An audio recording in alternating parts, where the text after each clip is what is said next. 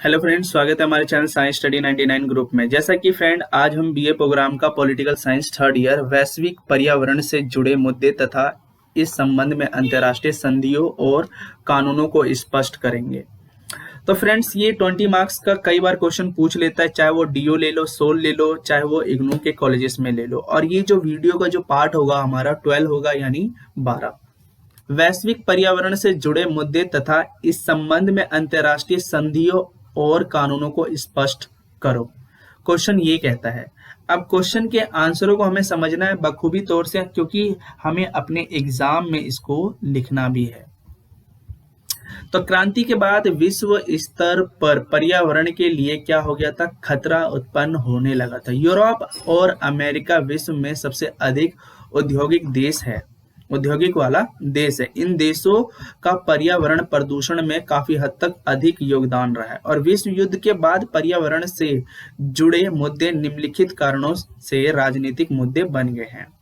और विश्व में कृषि भूमि में वृद्धि नहीं हो रही है और मौजूदा कृषि भूमि के उत्पादन में और ज्यादा कमी आ रही है, जिस प्रकार से क्या है कि कहीं ना कहीं मिट्टी की जो उर्वरकता है वो धीरे धीरे खत्म होते जा रही है।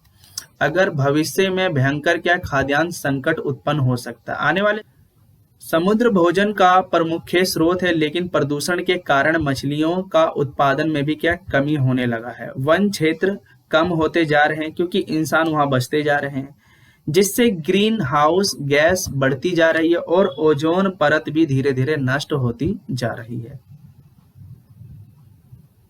वैश्विक ताप वृद्धि, विश्व स्तर पर तापमान में वृद्धि चिंता का एक विषय है। ग्रीन हाउस गैसों में वृद्धि से तापमान में काफी हद तक वृद्धि हुई है। कार्बन डाइऑक्साइड ग्लोबल वार्मिंग के लिए जिम्मेदार माना जाता है और कार्बन डाइऑक्साइड की उत्पत्ति जीवाश्म में इन दिनों से जलने से होती है। जो जीवाश्म है जो वो मर गए हैं, तो कहीं ना कहीं इनके कारण उत्पन्न हुई है। एक अनुमान के अनुसार 2010 तक पृथ्वी के तापमान में अगर देखा जाए 1.4 से 5.8 डिग्री सेल्सियस तक वृद्धि हुई है और परिवर्तन से अधिक हुई है।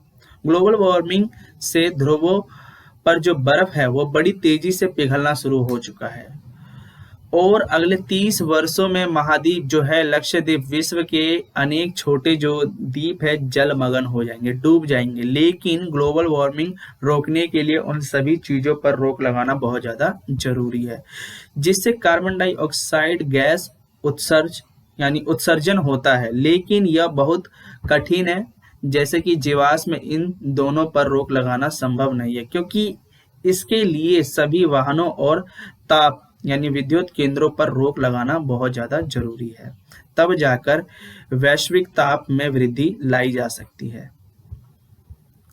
पृथ्वी सम्मेलन 1992 में ब्राजील के नगर जियो में पर्यावरण के संबंध में अंतर्राष्ट्रीय सम्मेलन हुआ था, जिसे पृथ्वी सम्मेलन या रियो सम्मेलन हम कहते हैं। इस सम्मेलन में यह निश्चित किया जाता है कि 2000 यानी सन 2000 तक ग्रीन हाउस गैसों के उत्सर्जन को 1990 के स्तर तक लाया जा सकता है।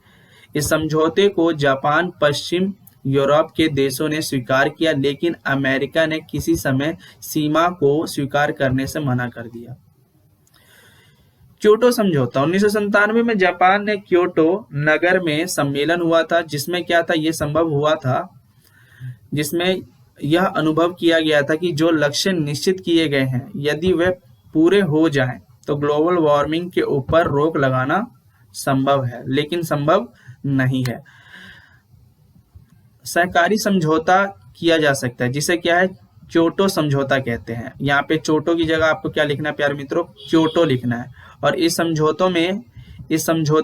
समझौते में विकासशील देशों से ये आशा की गई है। विकासशील देश, जैसे कि हम बात करते हैं कि क्योटो प्रोटोकॉल का भी हिस्सा हमारा भारत रहा है, उसने साइन भी किया है और वैश्विक ताप वृद्धि को कम करने में अहम भूमिका हमारा देश भी निभाता है। कि 2008 में 12 की अवधि में ग्रीन हाउस गैसों के उत्सर्जन को अमेरिका ने 5.2 डिग्री कम करेंगे, लेकिन इस समझौते को स्वीकार करने से मना ही कर दिया। अमेरिका के विरोध के वजूद भी अगर देखा जाए तो 160 देशों ने इस समझौते को स्वीकार किया था और भारत ने भी इसे स्वीकार किया। ओजोन का विनाश, पर्यावरण के संबंध में ओजोन परत का विनाश एक मुख्य चिंता का विषय माना जाता है, क्योंकि ओजोन वायुमंडल में 12 से 45 किलोमीटर ऊपर है और ये सूर्य की परावैंगनी किरणों को रोकती है, जिसे कैंसर हो सकता है। जो कैंसर वगैरह, मोतियाबिंद जैसे जो बीमारियां है उस बीमारी को खत्म कर सकती है। ओजोन परत की सुरक्षा बहुत ज्यादा जरूरी है। ओजोन परत की विनाश का मुख्य कारण क्या है? यानी क्लोरोफ्लोरोकार्बन है, जिसका प्रयोग ठंडे करने वाले उपकरणों में होता है। इस कार्बन के उपयोग के कारण अंटार्कटिका क्षेत्र में क्या है, ओजोन परत में बहुत बड़ा होल हो गया है जो बढ़ता जा रहा है,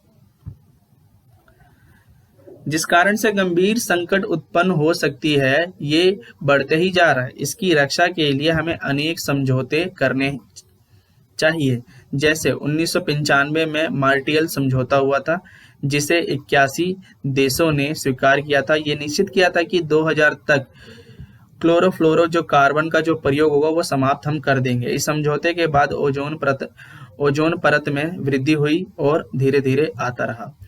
2050 तक की स्थिति सामान्य हो जाए और जैव विविधता का अर्थ है कि पृथ्वी पर स्थित सभी जीव जंतु का अस्तित्व बना रहना चाहिए। मनोवैज्ञानिकों का भी कहना है कि 24 लाख जीव जंतु की हम पहचान कर सकते हैं। वैज्ञानिकों ने अब तक 14 लाख जीव जंतुओं की पहचान कर ली है, लेकिन पृथ्वी पर स्थित बड़ी संख्या में जीव जंतुओं की पहचान अभी भी नहीं हुई है। जैव विविधता मानव के लिए बहुत बड़ा आवश्यक है, क्योंकि सभी जीव जंतु एक दूसरे से क्या है, संबंधित है। प्रजातियों के लुप्त होने का मुख्य कारण निर्माण और विकास कार्य है, जैसे कि वन के क्षेत्र में कमी का मुख्य कारण माना जाता है औद्योगिक विकास करना। 1992 में पृथ्वी सम्मेलन में सभी देशों ने जैव विविधता की सुरक्षा का वचन दिया। पर फ्रेंड्स, आपको ये वीडियो बहुत अच्छी लगी होगी। आई होप कि आपने इसे बहुत अच्छे से समझ लिया होगा। तो अगली वीडियो में हम मिलते हैं प्यारे मित्रों।